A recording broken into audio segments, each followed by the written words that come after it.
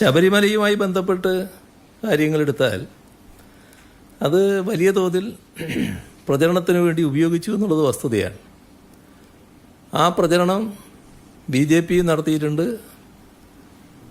കോൺഗ്രസും UDF നടത്തിയിട്ടുണ്ട്. ഇവരാരാണ് കൂടുതൽ നടത്തിയതെന്ന് മാത്രമേ പരിശോധിച്ച് നോക്കേണ്ടതായിട്ടുള്ളൂ. അതിനെ ഒരു പ്രത്യേക രീതിയിൽ ഉയർത്തുന്നതിനാണ് അവർ ശ്രമിച്ചത്. പക്ഷേ ഇതിൽ വ്യക്തമാകേണ്ട കാര്യം ഇതിനോട് സംസ്ഥാന സർക്കാർ സ്വീകരിച്ച സമീപനമാണ്.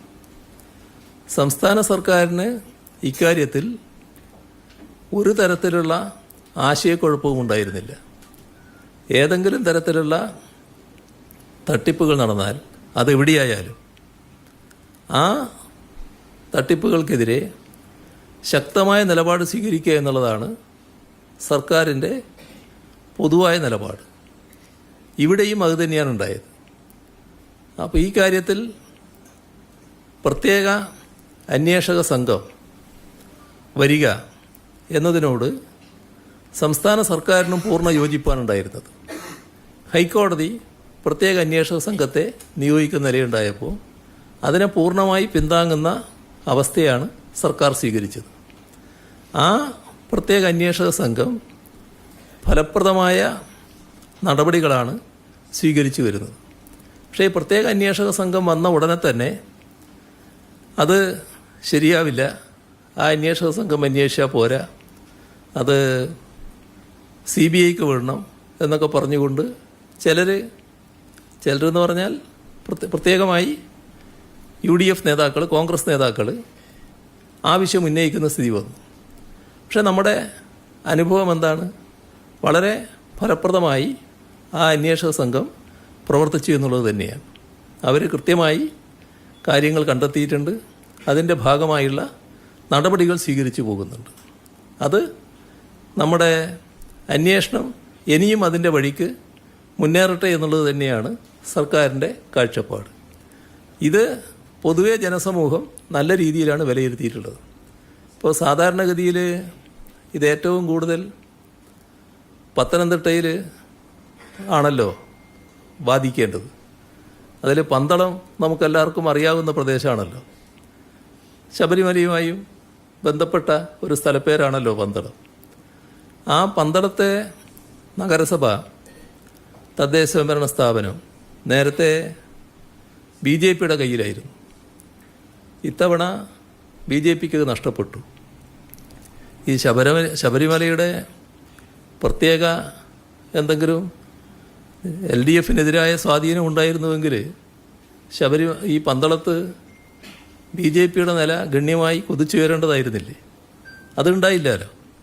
അത് LDFന് തന്നെയാണല്ലോ അനുകൂലമായിട്ട് വന്നത്. LDF ആണല്ലോ അവിടെ BJPയെ പരാജയപ്പെടുത്തി അധികാരത്തിലിരിക്കുന്ന അവസ്ഥ ഇപ്പോൾ വന്നിട്ടുള്ളത്.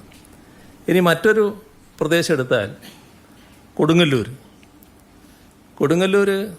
അവിടുത്തെ തദ്ദേശ ഭരണ സ്ഥാപനം, ആ നഗരസഭ നല്ല രീതിയിൽ BJP ജയത്തിനടുത്തെത്തി നിൽക്കുകയായിരുന്നു കഴിഞ്ഞ തവണ. ഒരു സീറ്റിൻ്റെ വ്യത്യാസമായിരുന്നു എന്നാണ് എൻ്റെ ഓർമ്മ.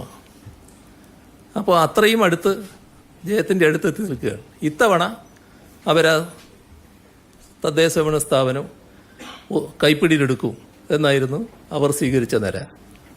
പക്ഷേ കൈപ്പിടിയിൽ കിട്ടിയില്ലല്ലോ. LDF നല്ല നിലക്ക് മുന്നേറിയല്ലോ. അതല്ലേ സാധാരണഗതിയിൽ നമുക്ക് കാണാൻ സാധിക്കുന്നത്. അപ്പോൾ നമ്മുടെ സംസ്ഥാനത്ത് ഏതെങ്കിലും തരത്തിൽ ഈ പറയുന്ന പ്രത്യേക പ്രശ്നം വല്ലാതെ LDFനെ ബാധിച്ചു എന്ന് കാണാൻ നമുക്ക് കഴിയില്ല.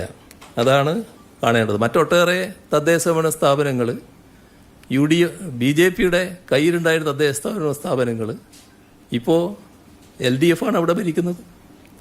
LDFനാണ് ഭൂരിപക്ഷം കിട്ടിയിട്ടുള്ളത്. അപ്പോൾ നമ്മുടെ സംസ്ഥാനത്തുണ്ടായിട്ടുള്ള പൊതുവായ സ്ഥിതി ഇതാണെന്ന് കാണണം. എന്നാൽ പ്രധാന പ്രതിപക്ഷമായി കോൺഗ്രസ് നിന്ന ഒരു തദ്ദേശ ഭരണ സ്ഥാപനം, അതാണ് പാലക്കാട്.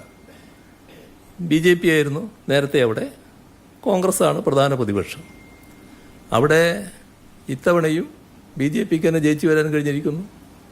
കോൺഗ്രസ്സിന് അവിടെ ഈ പൊതു അന്തരീക്ഷം ഉണ്ടായിട്ടും മുന്നേറാൻ പറ്റിയിട്ടില്ല. അപ്പോൾ നമ്മുടെ സംസ്ഥാനത്ത് BJPയെ നേരിടുന്നതിൽ ഫലപ്രദമായി പ്രവർത്തിക്കുന്നത് LDF ആണ് എന്നാണല്ലോ ഇതൊക്കെ കാണിക്കുന്നത്. നല്ല രീതിയിൽ BJPയെ സംസ്ഥാനത്താകെ അവർ കൈവശം വെച്ചിരുന്ന തദ്ദേശഭരണ സ്ഥാപനങ്ങളിൽ പരാജയപ്പെടുത്താൻ LDFന് കഴിഞ്ഞിരിക്കുന്നു. അത് വെച്ച് നമുക്ക് ഏതെങ്കിലും തരത്തിൽ ഒരു പ്രത്യേക നിഗമനത്തിലെത്താൻ കഴിയില്ല. ഇത് ശബരിമലയുടെ ഒരു പ്രതികരണത്തിൻ്റെ ഭാഗമായിട്ടാണ് ഇങ്ങനെയെല്ലാം സംഭവിച്ചത് എന്ന നില കാണാൻ കഴിയില്ല. വ്യത്യസ്ത കാരണങ്ങളുണ്ടാവും. അതും ചിലപ്പോൾ ഒരു കാരണമായിട്ട് കാണാൻ സാധിച്ചേക്കും ചിലയിടങ്ങളിൽ.